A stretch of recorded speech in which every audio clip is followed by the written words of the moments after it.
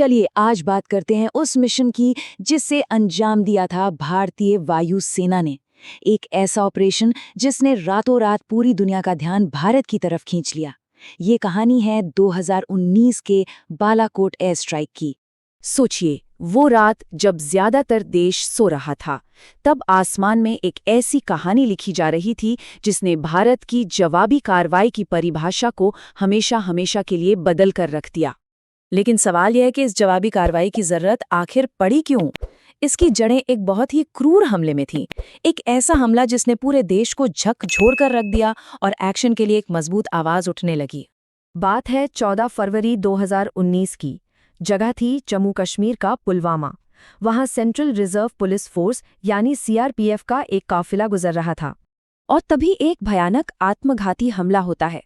इस कायरतापूर्ण हमले में सीआरपीएफ के 40 से भी ज्यादा जवान शहीद हो गए और इस हमले की जिम्मेदारी ली आतंकी संगठन जैश-ए-मोहम्मद ने। इस हमले के बाद पूरे देश में आप कह सकते हैं एक गम और गुस्से की लहर दौड़ गई। हर तरफ से बस एक ही आवाज आ रही थी कि अब बहुत हुआ, इस हमले का जवाब तो देना ही होगा। और फिर इसी गुस्से के बीच दिल्ली में बंद दरवाजों के पीछे एक गुप्त योजना ने शक्ल लेनी शुरू की। देश के हाईएस्ट लेवल पर एक तगड़ा जवाब देने की तैयारी चल रही थी। मतलब पर्दे के पीछे इंटेलिजेंस एजेंसियां, सेना के रणनीतिकार और सरकार सब मिलकर एक जवाबी हमले का पूरा खाका तैयार कर रहे थे। हर छोटी बड़ी खुफिया जानकारी को आपस में जोड़ा जा रहा था ताकि एक अचूक और असरदार प्लान बनाया जा सके। कई सारे ऑप्शंस पर विचार हुआ और आखिर में एक टारगेट को लॉक किया गया, पाकिस्तान के खैबर पख्तूनख्वा में मौजूद बालाकोट।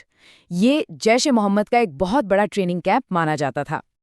और फिर वो रात आई जब इस पूरी प्लानिंग को हकीकत में बदलना था। ऑपरेशन को एक कोड नेम दिया गया, ऑपरेशन बंदर। तारीख थी 26 फरवरी 2019। सुबह के ठीक 3:30 बजे भारतीय वायुसेना के मिराज 2000 फाइटर जेट्स ने अंधेरे को चीरते हुए उड़ान भरी। कुछ ही मिनटों के अंदर उन्होंने बॉर्डर पार किया और दुश्मन के रडार को चकमा देते हुए सीधा अपने टारगेट की ओर बढ़े। बहुत जल्द टारगेट लॉक हो चुका था और फिर स्पाइस 2000 जैसे बेहद सटीक बमों से हमला कर दिया गया। और देखिए, इस हमले की सबसे खास बात थी इसकी सटीकता। भारतीय अधिकारियों के मुताबिक इन बमों ने सिर्फ चुनी हुई इमारतों को ही निशाना बनाया, जिससे आतंकी ठिकाने को तो भारी नुकसान पहुंचा और बड़ी संख्या में आतंकी मारे गए, लेकिन आम नागरिकों को कोई नुकसान नहीं हुआ। अच्छा, भारत ने तो अपना काम कर दिया था, लेकिन इसके बाद माहौल और भी ज्यादा तनावपूर्ण हो गया। अब पूरी दुनिया की नजरें इस बात पर थीं कि पाकिस्तान का अगला कदम क्या होगा। तो हुआ ये कि 26 फरवरी को भारत ने स्ट्राइक की और ठीक अगले ही दिन 27 फरवरी को पाकिस्तानी वायुसेना ने जवाबी कार्रवाई करते हुए भारतीय हवाई क्षेत्र में घुसने की कोशिश की। इसके जवाब में इंडियन एयरफोर्स ने तुरंत एक्शन लिया और आसमान में दोनों देशों के फाइटर जेट्स के बीच एक जबरदस्त हवाई भिड़ंत हुई।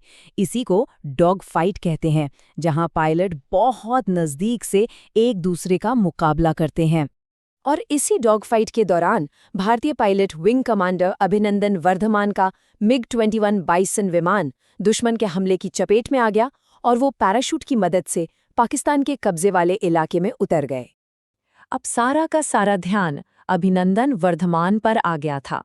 भारत ने साफ और मजबूत शब्दों में उनकी तत्काल और सुरक्षित रिहाई की मांग की और इस मामले पर पूरी दुनिया की नजरें टिक गईं।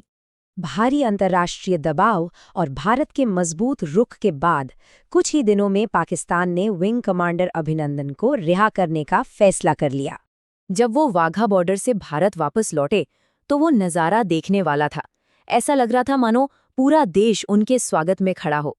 उनकी वापसी एक राष्ट्रीय उत्सव की तरह थी और उन्हें एक हीरो के तौर पर देखा गया।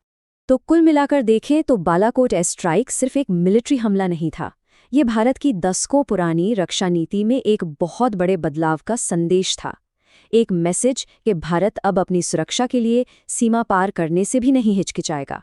ये वाकई एक टर्निंग पॉइंट था जिसने दक्षिण एशिया में सैन्य टकराव के नियम ही बदल दिए। पर सवाल आज भी यही बना हुआ है कि इस एक घटना ने भविष्य की रणनीतियों और रिश्तों को आखिर किस हद तक प्रभावित किया है।